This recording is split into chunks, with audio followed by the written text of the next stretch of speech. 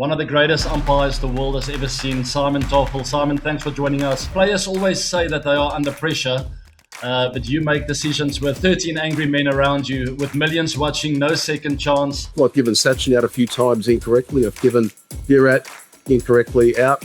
I don't think I've stuffed up too many South Africans, hopefully. And I don't think I got you wrong. I can't remember getting you wrong, AD. Did I? Yeah, have you ever gone and made a decision and went like, I don't think it's right, but I'm going for it? So I got to there and I've literally gone like that and said no. I would never give a decision against someone that I didn't like because it was the wrong decision and I wanted to get... Let's be clear about that. I would never No, do that. of course not. One of my hard captains went back and across. Yeah, sure. Welcome to another episode of the 360 Show, guys. We are less than 2 weeks away from the final of this year's IPL 2026. What a great tournament it's been so far. Dale and I discussed a lot of the ins and outs of the tournament on the weekend show, the 360 podcast. If you haven't seen it, go check it out. We've got some really cool comments here of our show that we do together. I absolutely love it, by the way. Speaking to Dale, he brings a whole different dynamic. Very, very honest, sometimes too honest. I mean, some of the comments here says, I could listen to these two guys talking for a whole day. Brilliant. Stain is so fun to watch. Absolutely agree with Dale here. Chit celebration is, something that rhymes with chit. Yeah, so that's Dale for you. Straight up, no beating around the bush. Absolutely love the guy. He's always so chilled, but just so brutally honest about different topics, and that's what I love about that chat. I'm very comfortable having him on here, and I think you guys have enjoyed his presence as well. He is cleaning my pipes with the predictions that we do. I've done incredibly badly so far. I think I got the SRH game wrong as well as SRH beat CSK. It was a must-win for CSK. I think mathematically not completely out of it yet, but it also meant that 3 teams now qualified. As we pull up the log here, RCB top of the log and favourites to finish top 2 at least, possibly number 1, which will be great for the confidence going into the knockouts.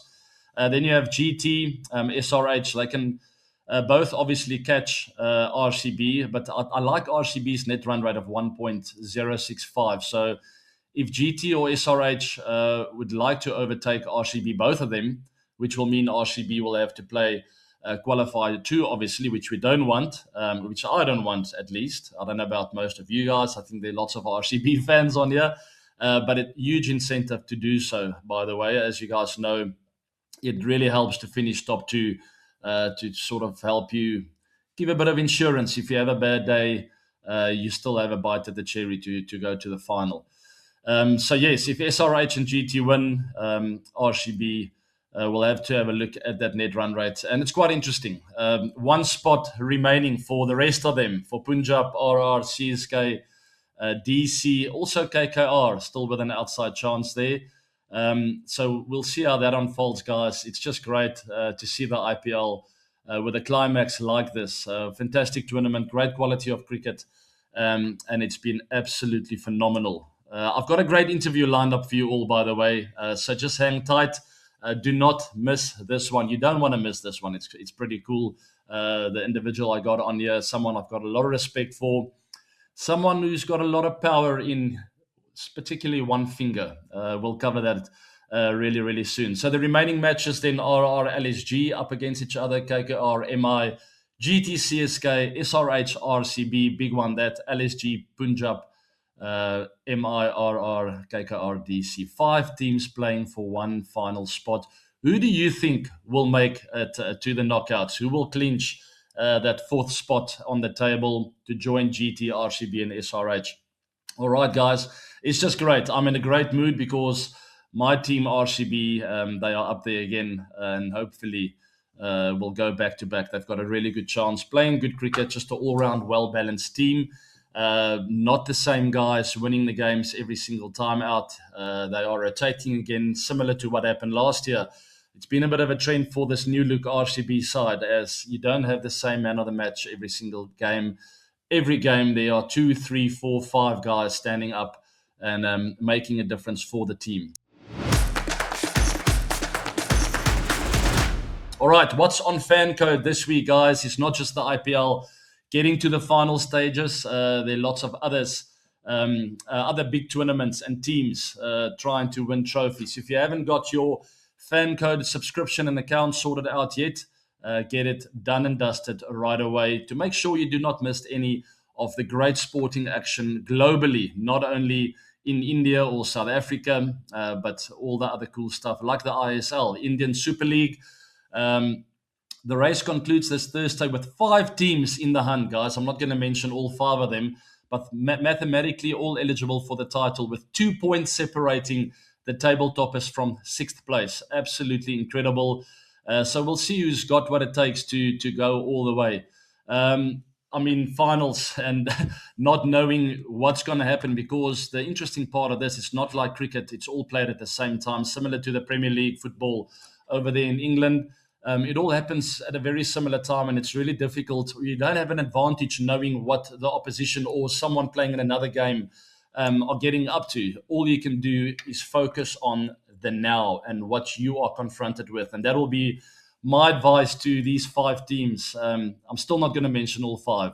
Maybe I should. Mohun Bagan, East Bengal, Jamshedpur FC, Mumbai City FC, and Punjab FC, all trying to win the title, guys. So it's a mouth-watering finish to the ISL, and it's going to be great to see who comes out on top. And as I said, focus on what you can control. You can't control the weather. You can't control what Mumbai Indians get up to against a certain team or CSK. All that RCB can do is focus on what they do and what they do well. Focus on your strengths and weaknesses. Stay in the now, in the present. And that's also a message to individuals within the team.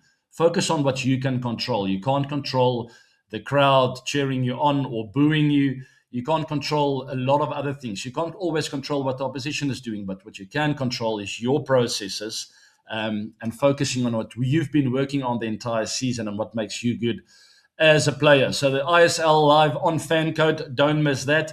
There's also the Saudi Pro League series decider, or title decider rather, with Cristiano Ronaldo. You saw him in tears not so long ago with that painful loss, 1-0 to Gamba Osaka in the ASL. So in the ASL 2 final rather.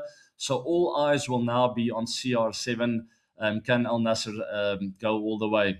Or if they do slip up, Karim Benzema's Al Hilal are ready to take the title too. So also mouth-watering finish to the Saudi Pro League. And you know what Cristiano has invested in this league and his team. He's emotionally connected to the side, and he would absolutely love to go all the way this time around. But mentally, once again, as we just spoke now, there can be glory or there can be heartbreak, but you can't control that. What you can control is your processes and your own game. And sometimes Ronaldo gets emotionally so involved that he brings a bit of negative energy sometimes. You see him with his hands on his hips. You see a lot of emotion, sometimes directed at some of his teammates. For him, it'll be all focused against the opposition and not on his teammates. So hopefully CR7 gets that right and doesn't get too frustrated with his mates, because he's such an elite athlete that he sort of demands elite performances from the people around him, and he really can get frustrated sometimes. But hopefully for him, it'll work out, and he will keep that emotions and that intensity channeled to the inside and focusing on what he can control.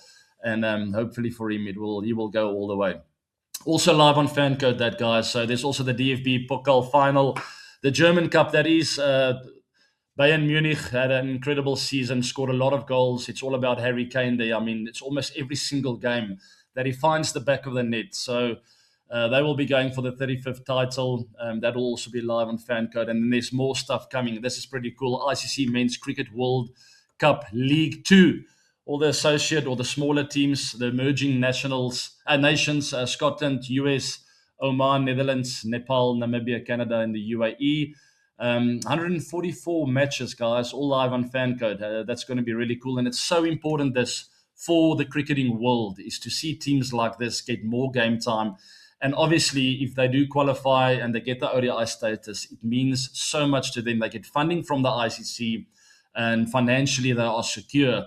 They can invest more money in their structures, their systems in their home countries to help grow this beautiful game and to help the youngsters dream big. And that's what you want with teams like Nepal, incredible fan support, fan base, and it just helps grow the sport in general. So we'll keep an eye out for that. There's also Formula One, Kimi Antonelli, the youngster. It reminds me of a Vaiba Suryavanshi, a Devil Brevis, lots of the youngsters trying to perform under pressure with the utmost expectation on themselves and also from their fans. And you feel the pressure at that age. And sometimes you're not quite prepared for it. And you rely on structures around you, rely on your coaches, on your teammates, on mentors. And hopefully Kimi Antonelli will have that kind of support as he leads by 20 points now, heading into Montreal. But the pressure is most definitely mounting. And there comes a stage where you start thinking about it as a youngster. Like, how the heck did I actually get into this position, and how am I going to sustain it?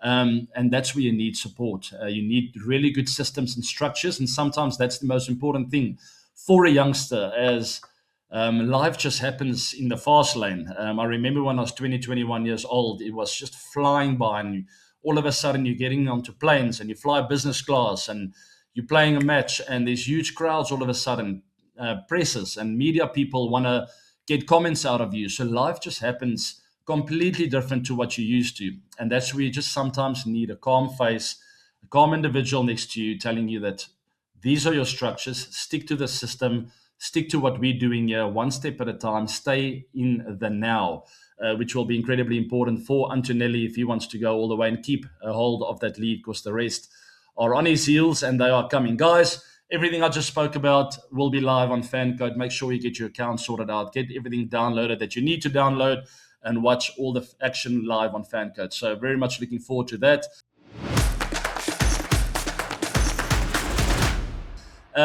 It's time now for the interview. I did a very, very enjoyable interview with a guy down under.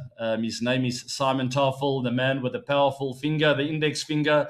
He could silence or quieten down millions of people by just lifting one finger. The man with a lot of power, always had a lot of respect for him during my playing days. It is the one and only Simon Taufel, one of the greatest umpires of all time, and I hope you enjoy this conversation.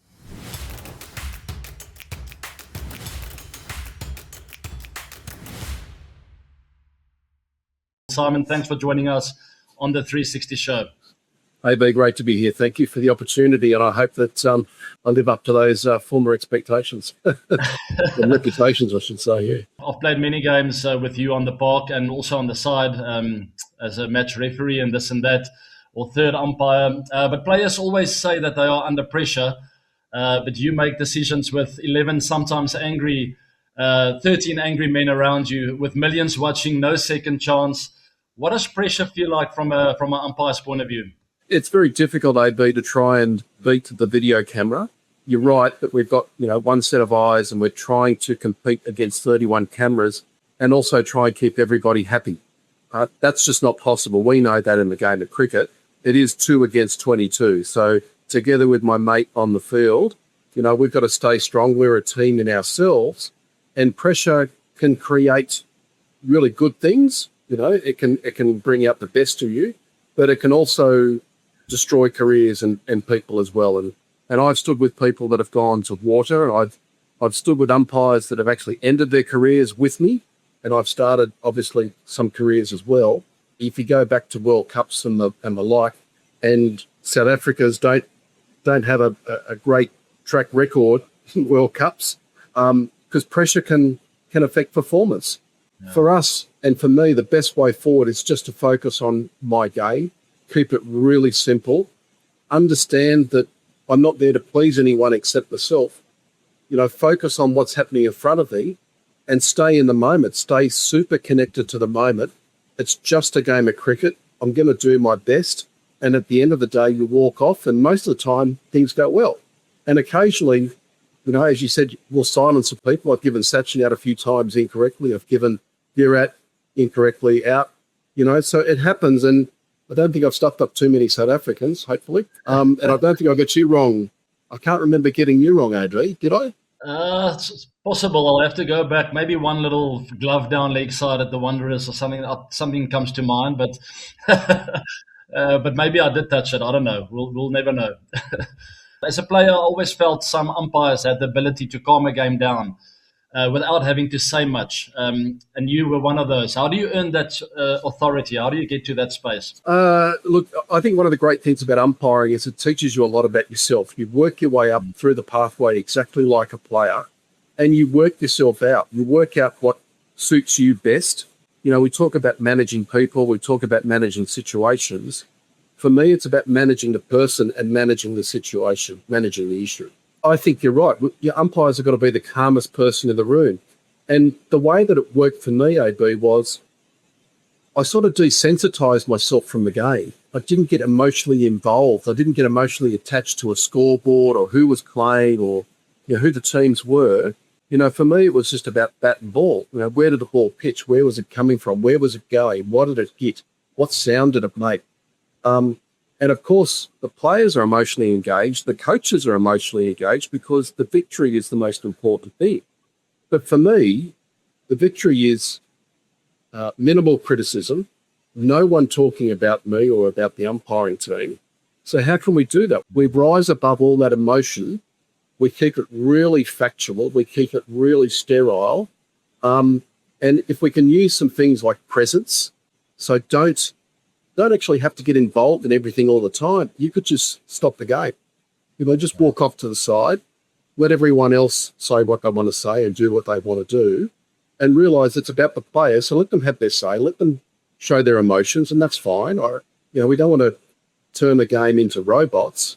We're dealing with people.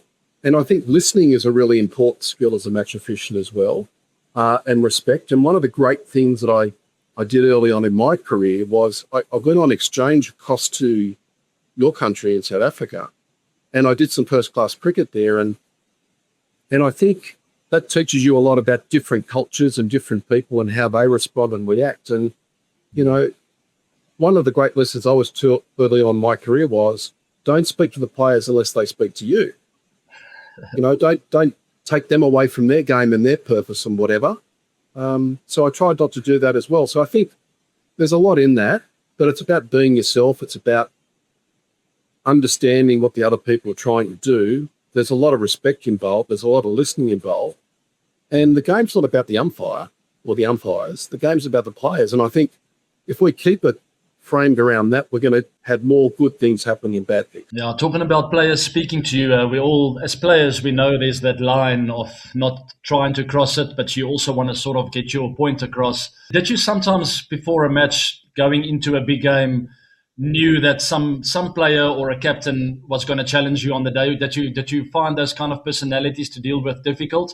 And if you want to maybe mention a name, you don't have to, but if you feel like there's a personality or two that just always challenged you without crossing the line, maybe talk about that, how you handle those kind of personalities. Look, I'd say up front, AB, it's about being alert but not alarmed. So there's an element of being prepared and being ready, but not prejudging and not going into a game with a view that you actually have to shut something down before it starts, you know. But I think you have to raise that level of awareness where you do go into some matches where you've got Harbhajan Singh, who is very much a get under the skin of the opposition and will try to niggle or to try to disrupt or disturb, and that's interesting. And, you know, I went through Graham Smith's career from start to end as well, pretty much. And Graham came into captaincy very raw, very fresh, with a lot on his shoulders. And I think it's fair to say that Graham as a character and as a captain grew and changed and developed as he went through that process. And I had some really tough conversations with Graham at the back end of his career for lots of different reasons around some of the players and bowling action and things like that are quite difficult conversations, and they become quite emotive. And it's okay to disagree. It is okay to have those challenging conversations, but if I go into a match or a situation preempting what's going to happen or prejudging, then I'm not doing that other situation or that person the respect of being able to adapt as it goes along. And I think part of the challenge with Cricket it's a game. It's not a science. You know, for me, umpiring is an art. Cricket is an art. It's not a science. There's no predetermined outcomes. So I think you need to really be conscious that when you look at the high-risk areas of who's playing, what they're playing for, what are some of the other issues going on around, you know, whether they might be ball tampering, whether they might be bowlers who potentially are throwing the ball, and those sorts of high-risk, high-profile elements to the game. We just have to, again, be that calmest person in the room and not get too far ahead of ourselves and just let it flow, but have some of those really good default responses that when you need them, you've already thought about them beforehand without actually having to apply them straight up. Makes sense. Well, what about the different formats then? Test cricket, obviously a bit more of endurance. It gives you time. The T20 comes with a noise and it's quick and it's fast and huge crowds. What format was the hardest for you to umpire mentally? Look, I love Test cricket. I find it the most challenging form of the game. You know, it tests you mentally, physically, emotionally, all those sorts of things. And I think it's aptly named as Test cricket. You know, you can make a mistake in the first session of a 5-day game and realise that you've got so much cricket still ahead of you. And, you know, I think there's some dangers in that. What was interesting in my career, AB, that I found that from a mistake perspective, that I tended to make my mistakes at the back end of the match. So normally the last day. And I was able to work out that sometimes I was mentally checking out, getting on that plane before the actual game was finished. So I was really good in general terms at the start of the game because I was up, I was working hard, doing all the right things for all the right reasons. But I think that's the great thing about Test cricket. And one of the great things about you that I remember was no matter what you put your mind to, whether it was batting or keeping or fielding or even sometimes bowling, you're a natural athlete and you get what it takes to get the best out of you. And I think super patient, you know, super in control. And I think Test cricket for me teaches me and other participants about patience. You know, you can't win a test match in a session, but you can certainly lose one. So that's the best format for me, Test cricket. It certainly is. And you make an interesting point there about when in the game certain umpires tend to make or get one or two wrong. And what kind of areas of the 5-day test you are good at and which not so much. I guess the longer the test match goes on, sometimes the wickets break up. It gets more lively and there are more decisions also to be made. So there could be a theory around that. And I mean, the ball reacts completely differently, where one would have had the impact maybe outside leg. Now all of a sudden there's more of an angle to think of. Maybe it's going down. I think there's just a lot more information naturally happening on days 4 and 5, especially in the subcontinent. Did you find that quite difficult with different angles, maybe towards the back end of a test? Yeah, spot on. But what I'd say, AP, I found the most difficult country to umpire in was actually Sri Lanka, because you had all of the elements put together. You had the ball swinging with a Chaminda Vas. You had the ball turning with a Matai Moraliferan. You had the heat and humidity of the challenging conditions. And then you also had the stuff outside of the boundary, either with the noise of the spectators, the different food, the different culture, just the melting pot of all those challenges in the one venue. But that's the great thing about cricket, is that it's different no matter where you go. And whether you're on a seaming pitch in the UK, whether you're on a turning Bunsen burner in India, it's part of the challenge that you've got to rise to, and you've got to adapt, and you've got to, you know, find a way. And one of the great things that I learned in coming through the Australian system with the era of, you know, Steve Waugh on the back of Mark Taylor, on the back of Steve Waugh, then Ricky Ponting, Michael Clarke, it was an Australian team that prided itself in a cricket culture that I grew up in the match officiating component with it, was the mantra was, let's find a way. So how do we get better? How do we deal with that challenge? How do we prepare for that? How do we deal with those different conditions? Well, let's find a way. And, you know, I think I was very lucky to perform and grow up through that era.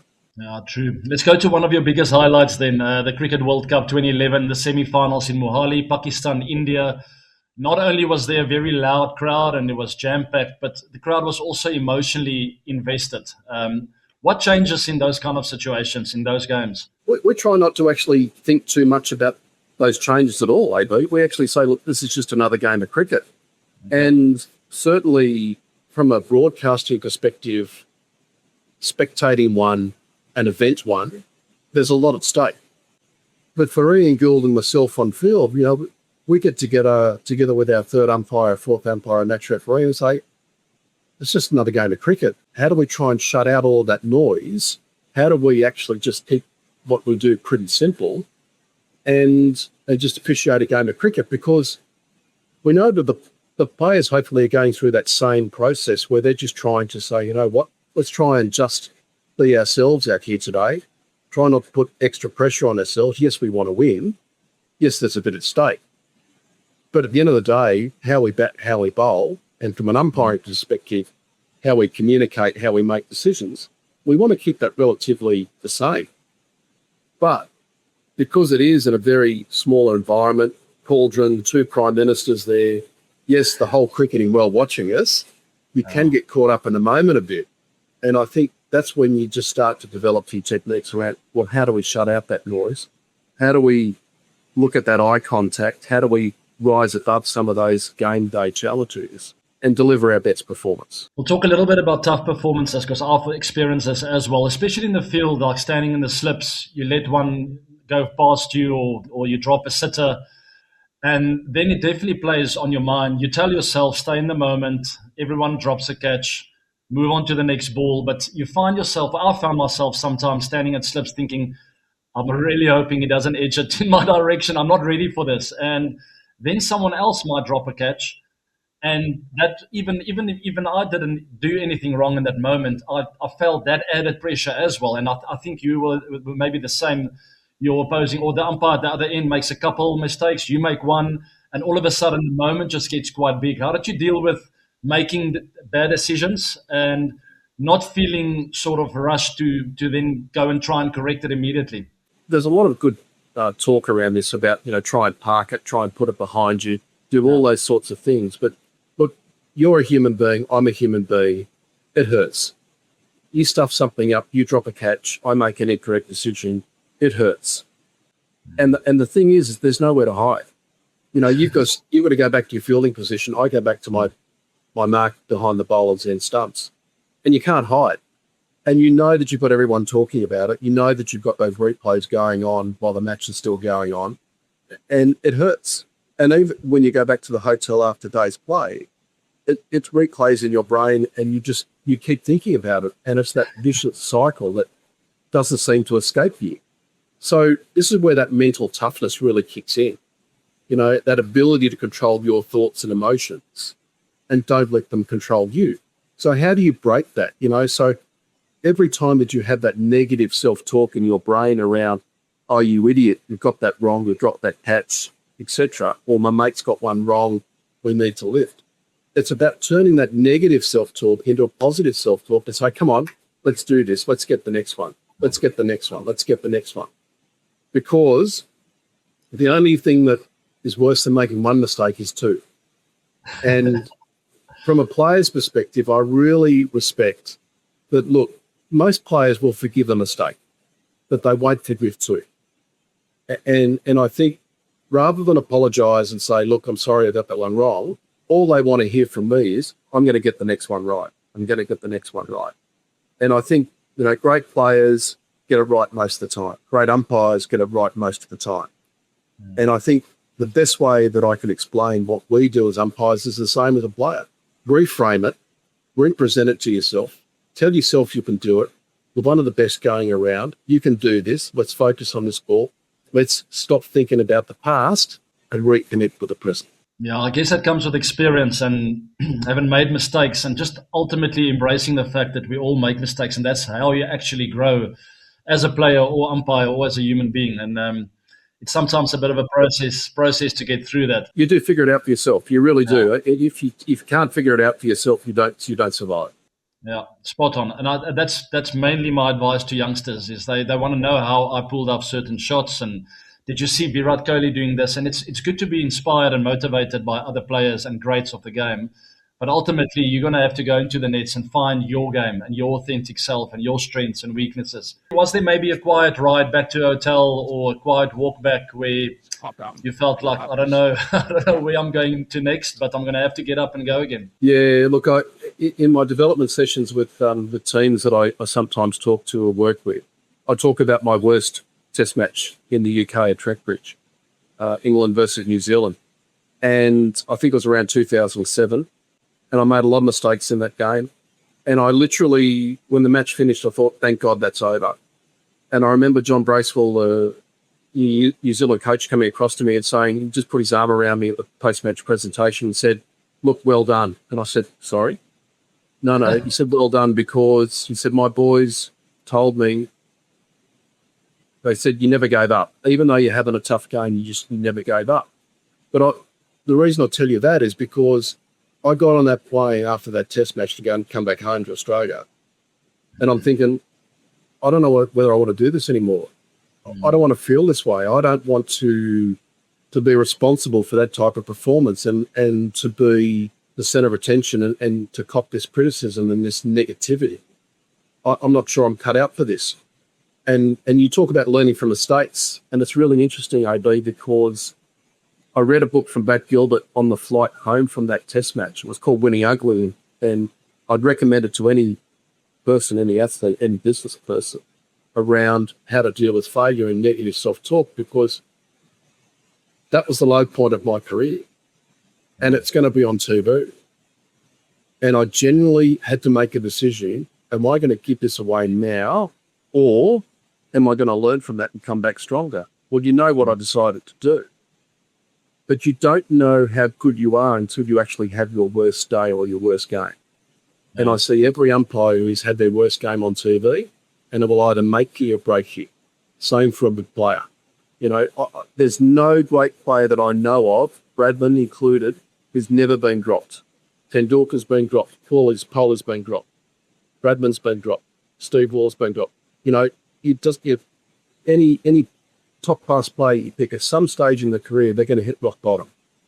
Yeah. But there's a choice to be made about what you're going to do next. Are you going to give up and go home, or are you going to tough it out and say, okay, I'm better than this. What have I learned from that? Let's have a crack. I always felt that the best umpires, and some has proven me wrong, but the best umpires actually played the game growing up, and at whatever level, provincial or school, or maybe even some of them professional. And you played in, I think, 88, 89 in a schools representative match with Michael Slater as captain. Gilly was on the park.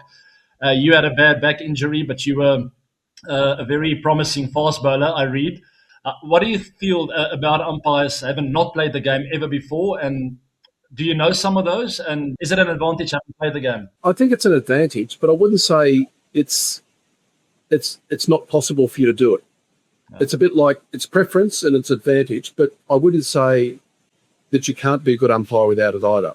It's a bit like saying, can you be too young to be an umpire, and can you be too old to be an umpire? I think there's an exception to every rule.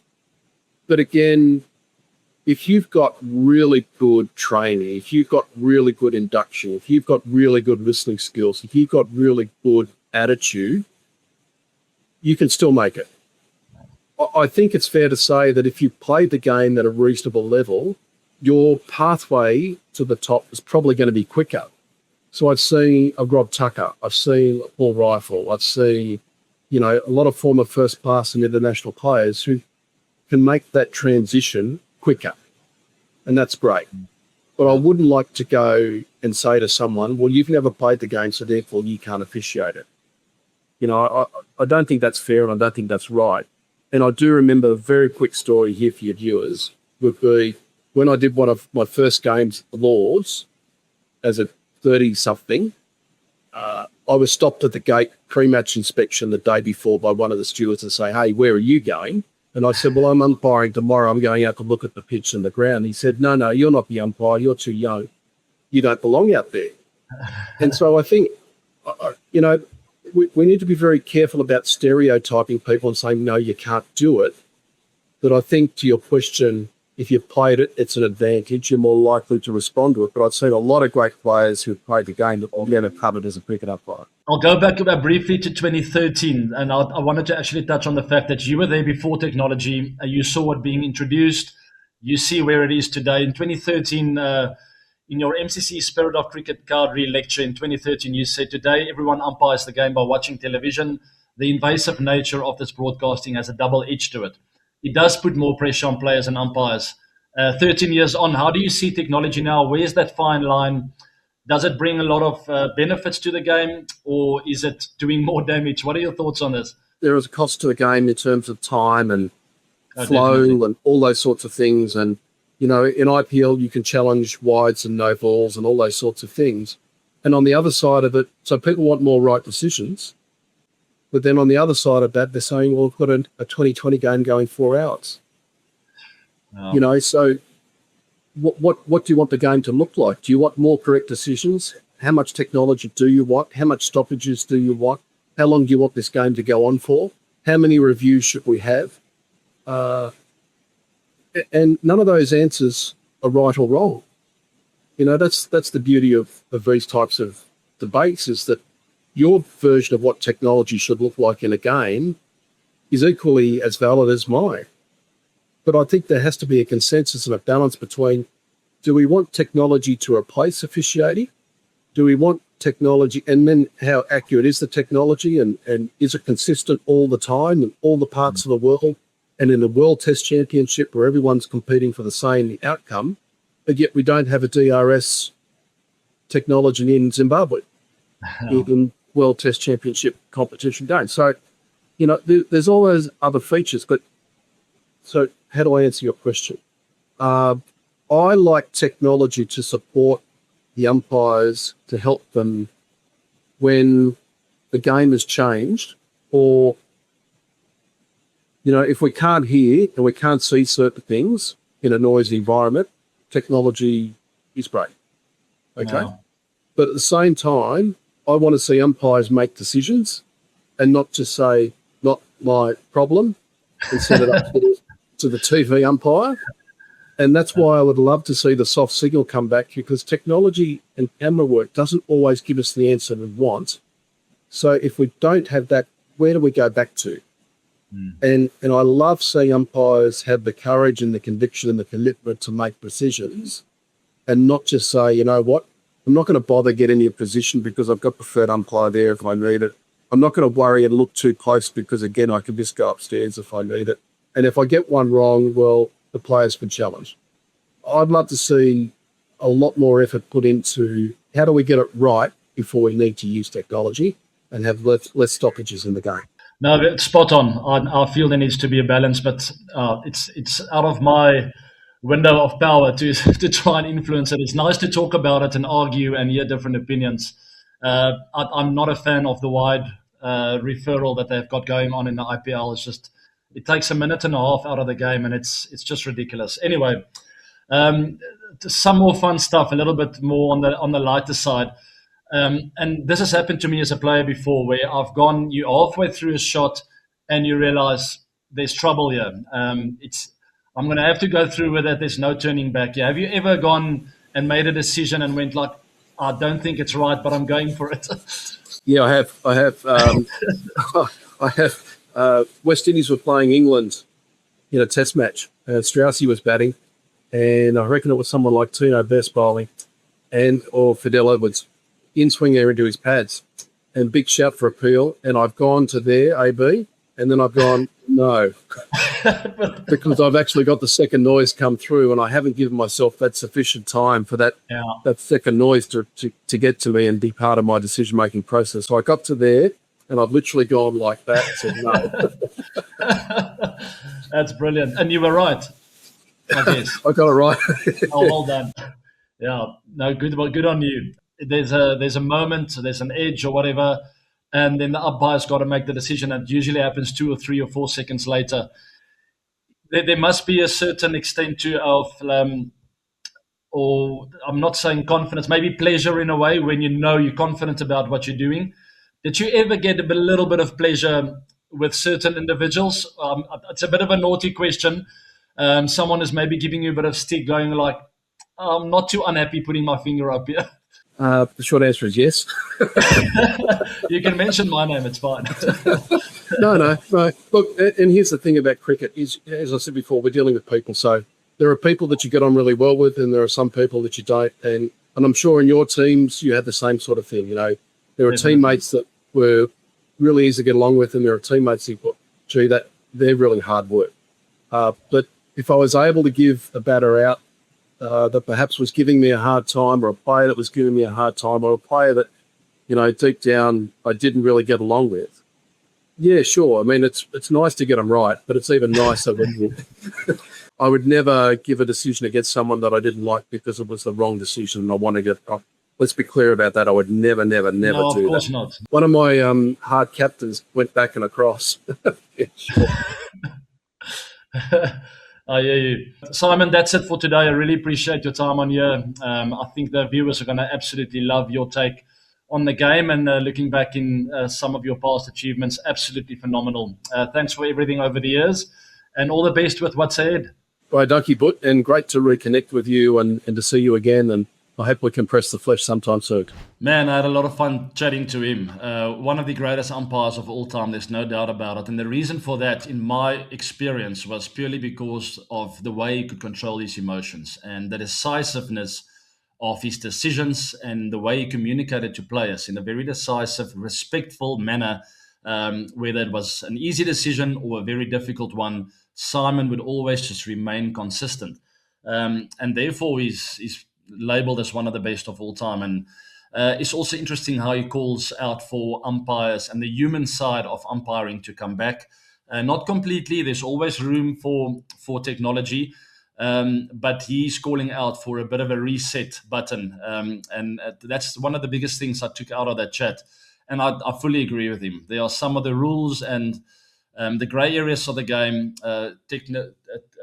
from a technical point of view as well, that has sort of drifted away in the wrong direction, in both of our opinions. So it will be great to see that change over the next few years. Not technology being removed, that's not what we're calling for, but just a bit of a reset button, restructuring, and just for the organisers and the deciders of these things to just to get it clear and for it to work in the favour of the players and the beautiful game of cricket, so that we can enjoy it as much as possible. Anyway, enough of that. Thank you, Simon Taufel, for your time, and I would love to hear your comments, guys, what you think of the rules of our interview and conversation, some of the points that you might have found interesting in our chat. Please comment down below in the descriptions box. I would absolutely love that. Talking about comments below, let's move on to the Commsbox, where I picked some of the best questions of the week. What are your thoughts on the captain being allowed to change bowler mid-over for tactical reasons? Last night after Shepherd was out, having Gazanfar bowling to Bhuvi could have been a good tactical move. Interesting, as long as it doesn't waste time. It could be quite interesting. I can't see that happening, as it will sort of disrupt an over. And traditionally, cricket's come over many, many, many years with 6 balls in an over, bowler against batter. I struggle to see that changing, but I love your thinking. So I still like the fact that a captain's got to plan his overs, so that sort of changes that.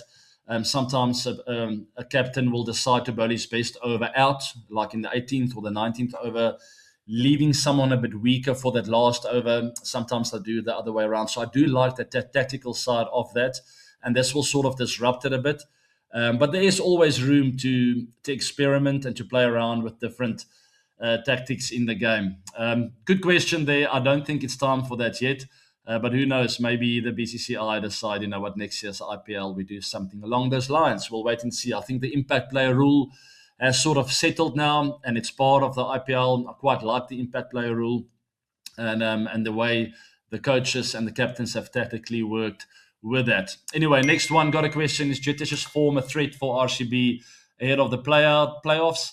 Look, he once again, and I've spoken about this in length before, he bats in that tricky space that David Miller does, or so many others in those middle overs, 5, 6, 7. Those batting spots are really difficult, and it's difficult to find consistency. Some games you don't even bat. You might be in the form of your life and find yourself not batting for 3 games in a row because a Virat Kohli and a Phil Salt and a Bethel and Patidar, they score the runs. Parikal, you name it. If they inform, you hardly ever bat, and that's been the case. And when you do sometimes bat, you just need 30 of 20 balls. So the max runs you can get there is maybe a 20 not out of 10, and that has been the case. And it's very difficult to find your rhythm and get confident throughout a tournament like that. So yes, his scores don't look good, obviously, but he's still a player that plays the big moments well. And I've no doubt that when he gets his opportunity in the knockout stages, hopefully before the knockouts with the next game, he gets a bit of a go. It'll be smart of Andy Flower perhaps to promote him up the order, bat him at 4-3 for one game perhaps. It gets really difficult to find that form in the nets. And that's been the case maybe for Jitesh. So yes, a little bit of a concern, as a lot of the middle batters haven't had a huge opportunity throughout this tournament. They finishes, and maybe that is their role. I like that 23 of 9. So sometimes that's all that's required from Jitesh, is to come in just to keep the momentum or even turn it around. He's never going to look flashy with 80 not outs and hundreds, and because that's just the nature of his role, and that's where he plays. But there might come an opportunity in the knockout game. It will be a little bit unfair, but knowing Jitesh, he will come to the party. He loves those kind of moments. He's a big match player. All right, let's see what happens with that. Last but not least, can you define cricket in one word? Difficult, life-changing. Is that one word? Yeah, with a little hyphen in the middle, or a dash in the middle, not a hyphen. What am I talking about? Anyway, no, it's very difficult to define cricket in one word. Monumental, love, maybe love, because it brings us all together. And I think I'm going to end on that note. Thank you for joining me. Thanks for coming together as a 360 family. I loved our time as always, and I'm looking forward to the 360 podcast this coming weekend with Dale Steyn, the fearless fireman from down south in South Africa, Cape Town. Guys, please subscribe to the channel, hit that like button, also the bell notification to stay updated. We need to get the subscribers up. We're on 600 and something thousand, 670, somewhere around there. Let's get it to 1 million over the next year. I would absolutely love that. I really appreciate all of you. I appreciate your time and for listening and also taking part in the 360 show. Have a wonderful, wonderful week. It is my final week in South Africa. I'll be heading over to India for the knockouts. You will see me around. We'll do some fun stuff over there, so stay up to date and in tune with everything. Subscribe to all the channels, social media platforms, and I will keep you up to date with what I get up to. All right, have a great week, guys. Much love from the 360 family. Bye now. All right, the chat's very casual, Simon. I'm just going to do a tiny little intro, couple of questions. We'll do a short game at the end where it's one-word answers kind of thing, and then that's it, done and dusted. So no DRS, mate. Yeah, that'd be interesting.